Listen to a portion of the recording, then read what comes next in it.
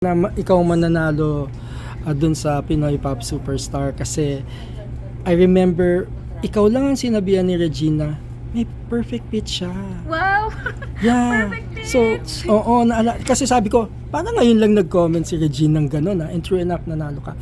Anyway, yung tanong ko sa'yo is, wala ka bang balak to try collaborating with P-pop groups? Meron kasing Viva Alamat, di ba? And other groups, ano? Do you want to delve into that genre din? Actually, yes. Gusto ko po matry talaga lahat ng mga possible collaboration. So kung mabibigyan po ng chance din na makakolab ako sa mga P-pop groups natin, I would love to do it po talaga. Kasi gusto ko rin pong ma-expand nga po yung yung network, mag-grow as an artist, and then matuto sa mga younger artists katulad nila. Sasayaw ka din? Sumasayaw ka naman, di ba? Mag-workshop po muna ako ng bongga. Hindi ka ba Para takot sumayaw? makasabay. Hindi ka ba takot? Parang si Christian takot, di ba? And Martin. Siguro po kasi dahil mas nag-focus po talaga ako sa singing alone. Kaya parang naisantabi po yung interest ko din po sa dancing. Pero ngayon po sabi ko parang kailangan ko na rin mag-workshop para whenever I do concerts din po, hindi naman din po ako masyadong mapag-iiwanan. I'm not saying to be like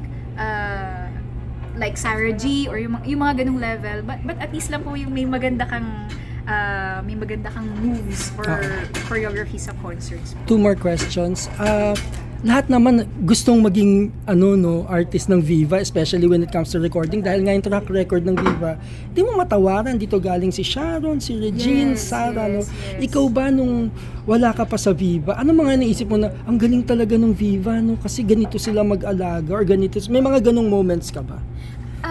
Alam niyo po ba, ngayon ko lang din po talaga na pagtanto, na realize kung gaano po kabig ang catalog po ng Viva, from music to movies. So pag naaalala ko po yung nakakwento po nila Boss Vic yung mga ginawa nilang pelikula with Ate Reg, yung mga Kailangan Ko Ikaw, right. And even yung mga classic movies pa po.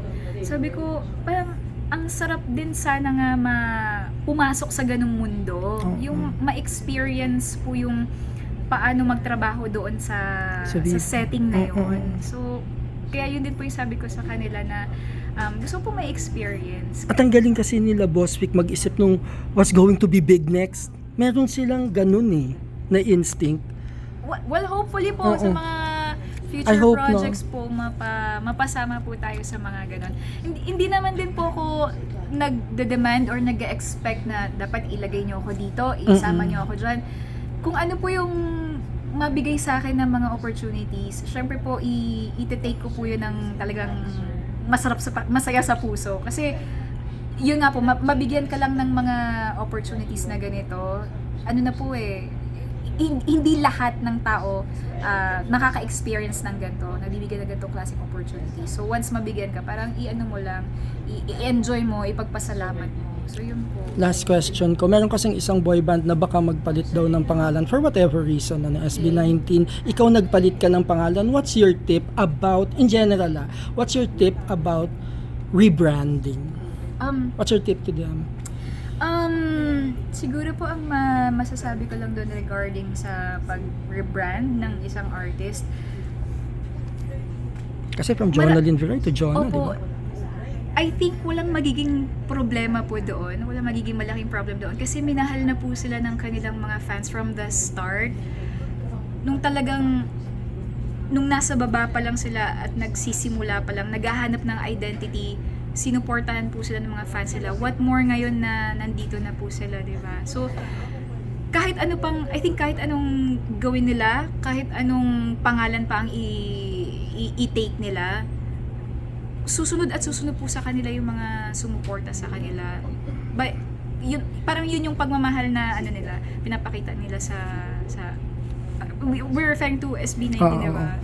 So, yun po, parang just syempre, iba kasi yung pinagdadaanan nila sa napagdaanan ko. Sa akin kasi medyo smooth transition.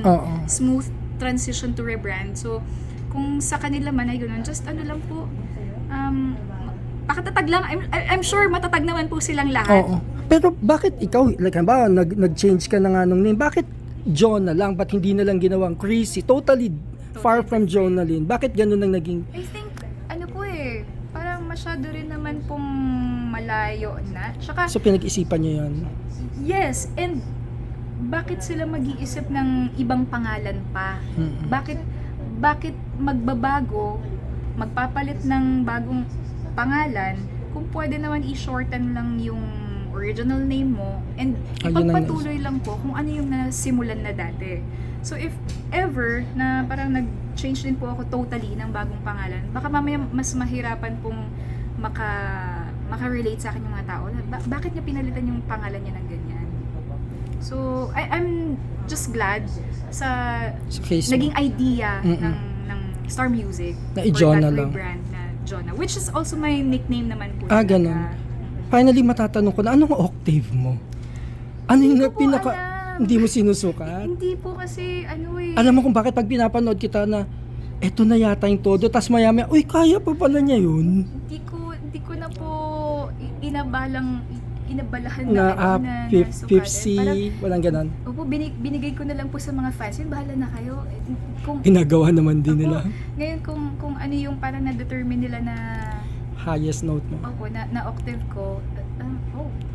Wow, thank you Talaga? sa kanila kasi yung pinagkaabalahan po nilang mag-research ng ganun for me. So, thank you guys. Salamat. Just please invite them to watch out for your new songs and maybe movies and theater. Yes po. Hi everyone! This is Jonah. Sana abangan niyo yung mga magiging bago kong projects, mga singles, albums and concerts under Viva Artist Agency. And maraming salamat pa rin sa patuloy niyong suporta sa akin. So, yun. God bless everyone. Thank you very much.